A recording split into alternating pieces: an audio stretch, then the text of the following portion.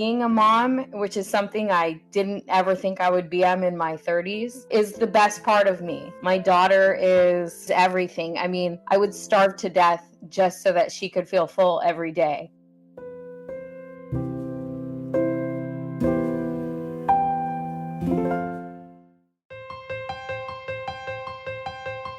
Welcome to Straight Talk on Life Issues. It's great to be with you. I'm Victor Nieves, president of Life Issues Institute. Unfortunately, about 1 million abortions happen each year. Women all over the nation are finding out that they're pregnant, and many are feeling completely alone and confused. The good news is there are many organizations who support pregnant women and their families, and many lives have been saved through pregnancy help. Today, we'll be speaking with two guests who once considered abortion, but thankfully changed their minds and chose life. We're joined by Maddie Martinez. Her own unplanned pregnancy led her to Embrace Grace, where she's now the group's administrator, equipping churches to love and encourage women with unplanned pregnancies by providing spiritual, emotional, and physical support. We're also joined by Elizabeth Barrett. She too faced an unplanned pregnancy when her and her boyfriend became pregnant. After considering an abortion and even taking the chemical abortion pill, she was able to save her baby through abortion pill reversal. Elizabeth and Maddie, welcome to the show. Yeah, thank you for having us. Exciting to be here.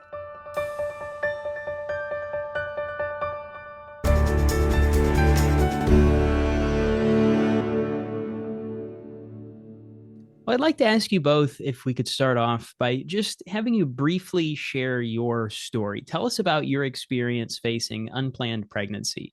Elizabeth? Okay, well, I would say I found out I was pregnant, and at the time I just didn't have a supportive partner, and I wasn't in a position where I felt like I was ready to become a mom. So every time I would tell someone like, hey, I'm pregnant, I've never been pregnant, and I'm like so excited. I'm like, hey guys, I'm pregnant. And everyone's like, what are you going to do about it? How are you going to handle this? And it wasn't at all, even my own mother wasn't the reaction I thought it would be. So I just immediately panicked, and I started thinking about things like abortion, which I had never thought about prior to that. How much of a difference, Elizabeth, do you think that made to not have that supportive structure around you in that moment? I think that was everything, because I wanted to be a mom. I didn't have faith in myself, but it didn't mean I didn't want that. I was so excited to be pregnant. So to have everyone around me doubting me is probably the leading factor of me getting an abortion. Yeah. Maddie, how about you? Tell us your story. Yeah, when I found out I was pregnant, I didn't tell anybody, and I went straight to trying to find an abortion because I knew if I chose being a mother that I would be a single mom, and I wasn't ready for that, and I was just starting my career, and I just needed a second chance.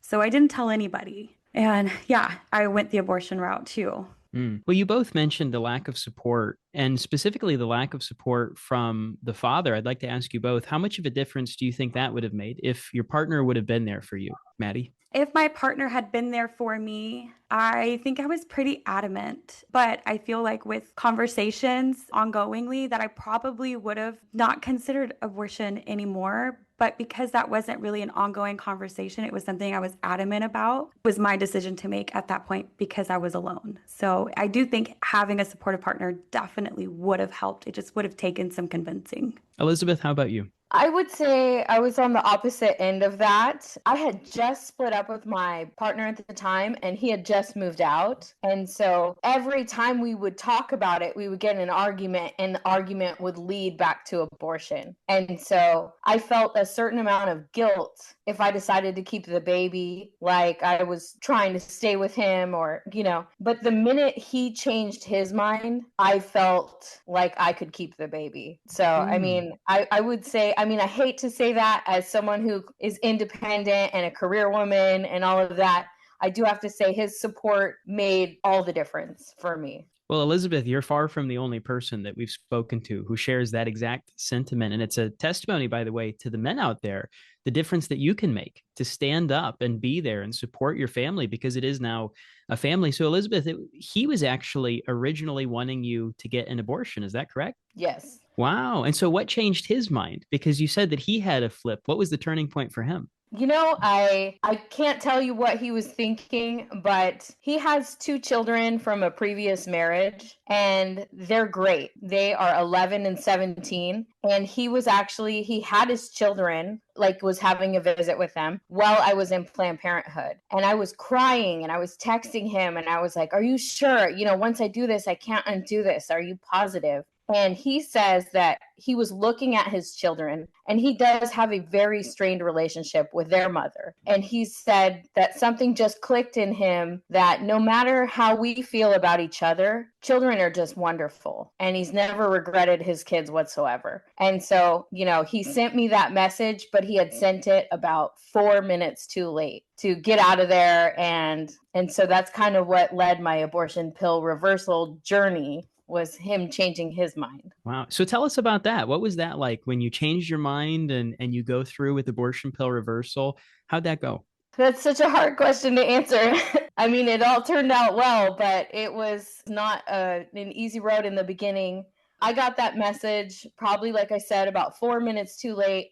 I had been in that abortion clinic, Planned Parenthood, for probably 2 hours. I remember they kept coming in and they're like, "Take the pill or leave, lady," And I was like, "I want some counseling." And they were like, "We don't do that. We can give you a phone number. We outsource it. We don't have someone that can come talk to you." And so once I took the pill and I got that message, I just drank water as fast as I could. And I ran to the bathroom and I tried to throw up, and to no avail. And so him and I texted each other immediately and made a plan to get together. And we were actually Googling home remedies on, like, can I drink honey and they like do a handstand, or castor oil, or just crazy stuff. And on like page 3 of Google, I think he found the abortion pill reversal hotline. And it was really stressful. That first part, I'm not going to say was great. I don't have much recollection. I was hysterical. I thought they were going to ask for a credit card number. So I had my finger like ready to hang up at any point, because I'd never heard of this. And once I talked to someone, she just kept telling me she believes she could help me. She believes she could save my baby. And even if they can't,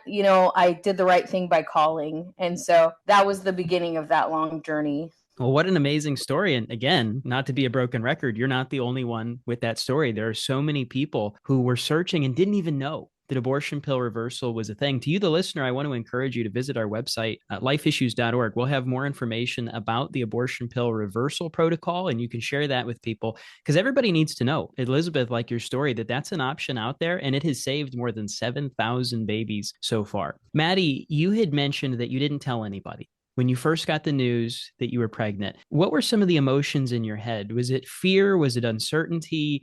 You mentioned career questions. What was that like? Yeah, I think a lot of it was fear, just being afraid of what people would think. Like, my relationship wasn't an official relationship. It wasn't anything anybody even knew about. So it really meant being vulnerable and sharing a lot about details that I hadn't told anybody. And career-wise, just thinking of, I just started this job and I love it, and what does it look like? And seeing that being a part of family wasn't celebrated where I worked. It was all about work. And that was something that I had the time to do. And so I really was really worried about a lot of that. But I really think the root of being scared to tell anybody about my pregnancy was fear. What are people going to think? What's going to happen? And so fear of the unknown. And what led you eventually to embrace grace? I had to tell somebody I was pregnant, and I told my little sister, who, when she was 16, went through Embrace Grace after learning about it through Young Lives. And I was in my freshman year of college when she got pregnant, so I didn't really know a whole lot about it. But when I called her 5 years later and asked her to take me to my abortion procedure,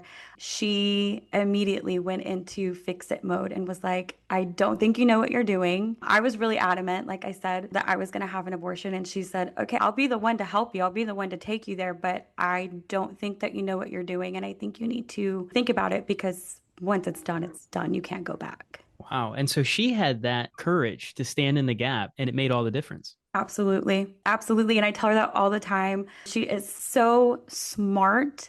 And my best friend and a coworker, they were like, "Well, whatever you decide to do, we'll support you." And my sister was like, "I'll support you, but I don't think that this is the right thing for you." And so what about that changed your mind? I really think that she was the first person who fought for my son's life and really fought for mine because she was looking out for me too, of what this looks like after. And I was just trying to get through right now. And so her words did echo through. And she did end up reaching out to Embrace Grace and asking them for help. Like, what do I do to help my sister? And so they did give her the tools to further support her fight for my son. What were some of those tools that y'all were equipped with? They gave her a love box, which is instead of giving moms a brochure about what Embrace Grace is, it's an invitational gift to an Embrace Grace group that has a box of, a book of testimonies, a gift, a onesie, a pen, and a handwritten letter from someone across the nation who's just saying, you can do this, you could be a good mom, and don't give up, you're not alone.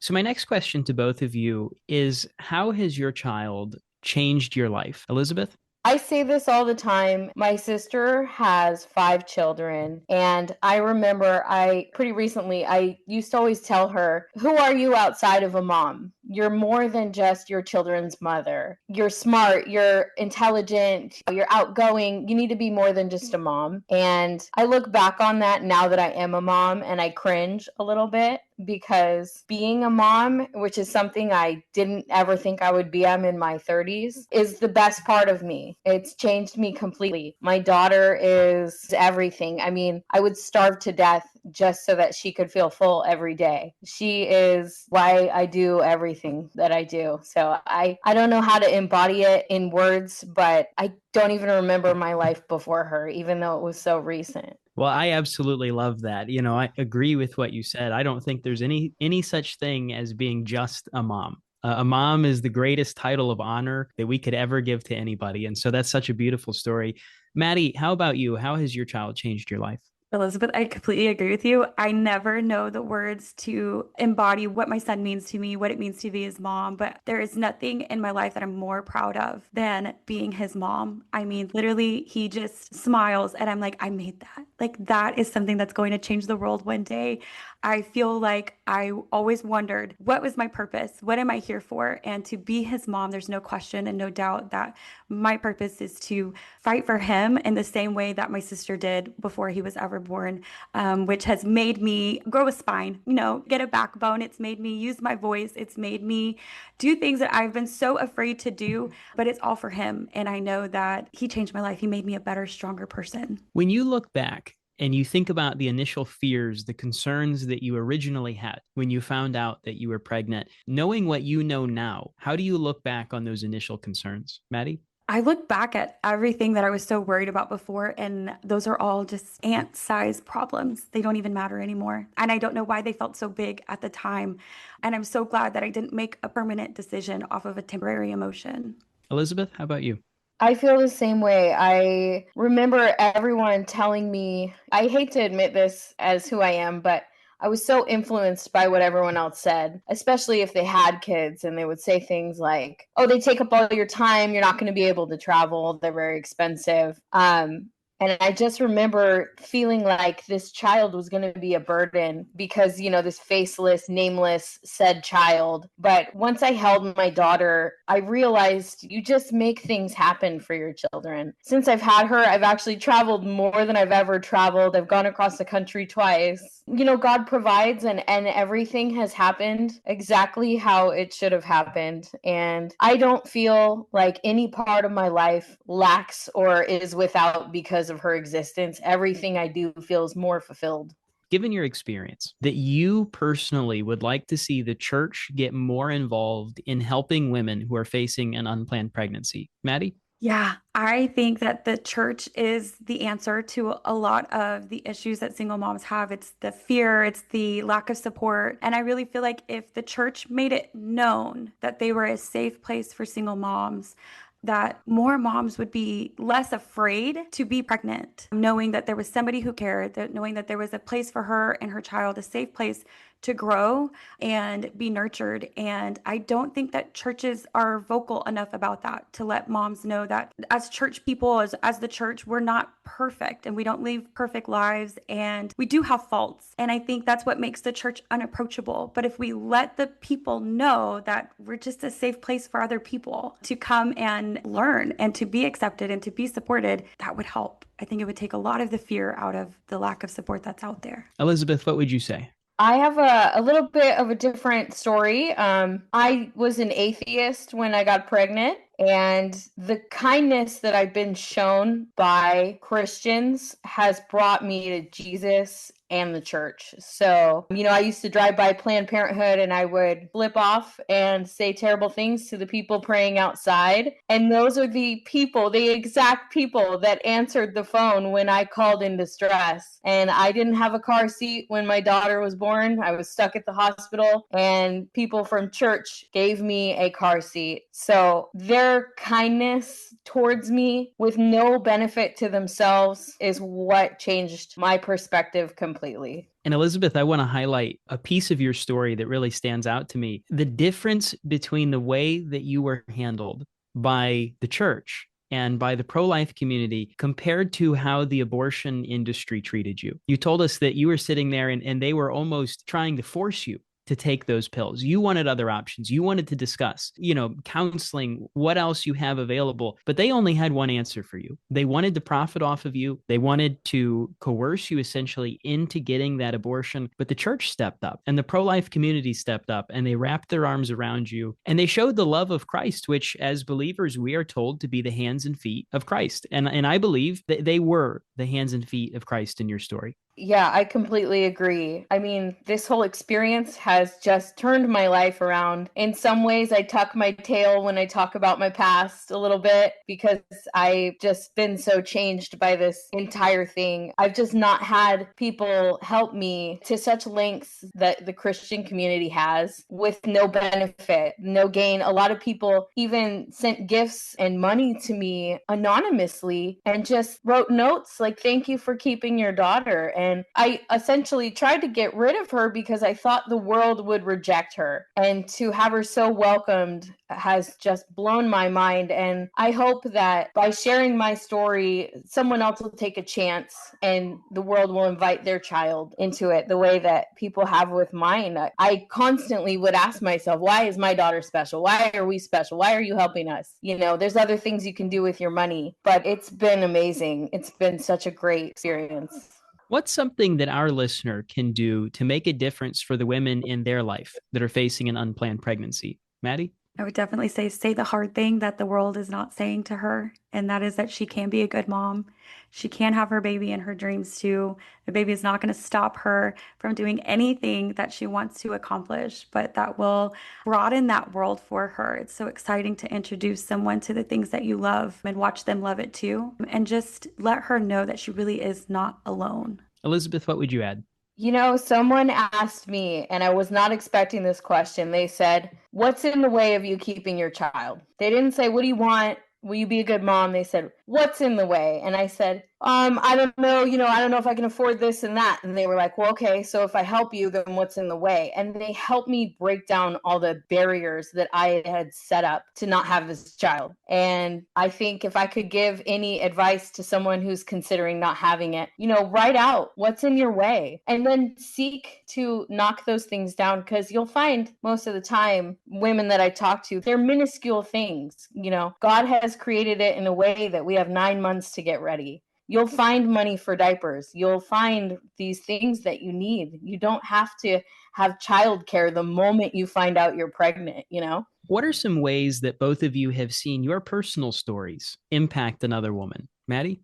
Well, I work for Embrace Grace, and so I do share my story quite a bit. And there's nothing that excites me more than when I'm done telling my story that a woman comes up to me and says, "I chose life and I'm still scared and she's pregnant." And I'm excited and I have hope. And I think for me, that's the biggest thing, is that to give them hope that single motherhood is not easy, but it is worth it and it's beautiful in its own way, and that she's not the first person to be scared of becoming a mom by herself, and she won't be the last, but we can all help each other. Elizabeth, how about you? Well, to be honest, I can't say that I've seen it directly in other moms. I wish. I would love to hear about that. But by Ben and I going from a place of hating one another to we're engaged and we are expecting a second child any day now, when we talk to people about our turning points and all of that stuff, it seems to have a major impact on the men in our community because, guys, at least in California where I live and in my personal experience, they think it's a woman's decision and to just stay out of it. But I think if more men, at least the men that I've talked to, voice that they are interested in co-parenting and they're interested in raising a child respectfully with the mom, no matter the hurdles or the circumstances, what a difference it can make. And so Ben, actually, my partner, he opened a men's side to our women's pregnancy center here in town. So that has just opened a few months ago. And the guys that come in and talk about, I had a chance to save my baby and I didn't. And these are the regrets that I feel. And, hopefully instead of dwelling in that, we can work forward to help people that haven't even gotten in that situation yet, how they might want to handle it. And I'm so glad, Elizabeth, that you bring that up because men are such an important part of this. We know that it takes two to tango. So how would you recommend that men handle an unplanned pregnancy? I mean, it sounds bad, but I think taking accountability is one thing. It's not solely on the woman. There's no blame to be had. And although it's scary and it's unknown, keep talking to her, keep supporting her. Being pregnant is a whirlwind emotions, and she might say she hates you. She might want to throw stuff at you. Just keep showing up. Keep giving her hugs. Keep talking to her about the positive side that could happen, because it's so easy for us to go, oh man, I don't want to go to court against this person. I don't want to buy diapers. That's going to impede on my fund for this or that or whatever. But start thinking about the positive, because I don't know anyone that regrets their children. Not one person. Maddie, what's your advice for men? Use your voice for hope, for good, and be patient. I know you really can't control your initial reaction, but your initial reaction does mean a lot to us women. And so if you can just take a minute to soak it in before you give a reaction, what is one that will uplift your partner and help her feel safe? Because being pregnant unexpectedly does not feel safe. It feels very scary. And so be a safe place for her.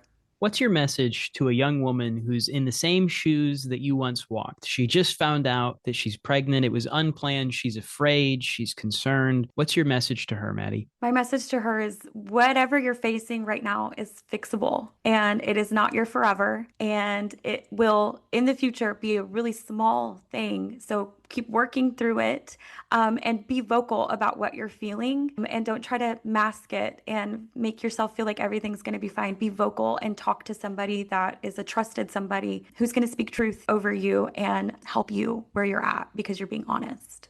Elizabeth, how about you? I think, I can only speak to going back and talking to myself, what I would have wanted to hear. And it's just that no matter who is around you or who is in your corner and who is against you, your child is going to be your best friend. And this lonely, empty feeling that you feel is about to go away because you're going to have the best experience of your life. Well, Elizabeth and Maddie, thank you so much for joining us and sharing your stories today. Thank you so much for having us. Thank you.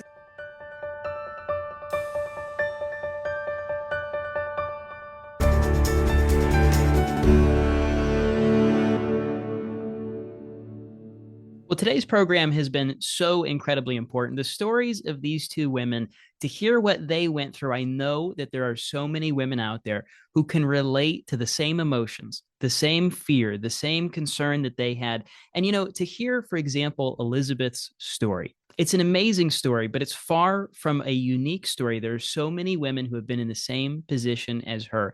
To hear that she was in her lowest moment, she was scared and confused, reaching out for help, but the abortion industry didn't care about her. They didn't care about her concerns. They just wanted her to take the pill. That's such a shame, but it's so important as well as a reminder to you and I, the importance of the work that we do, trying to get this information out there and save babies. To hear Maddie's story of the way that the church reached out and put their arms around her and loved her with supplies and support, to be the hands and feet of Christ is what we are called to do. And so their stories are such an encouragement to me. Also, Elizabeth's story, and she mentioned abortion pill reversal. To you, our listener, I want to encourage you to go to our website, lifeissues.org. There you can learn more about abortion pill reversal. You'll also get information and resources that you can share with women who might find themselves in an unplanned pregnancy so that you can help them to choose life. Again, that's available at our website, lifeissues.org.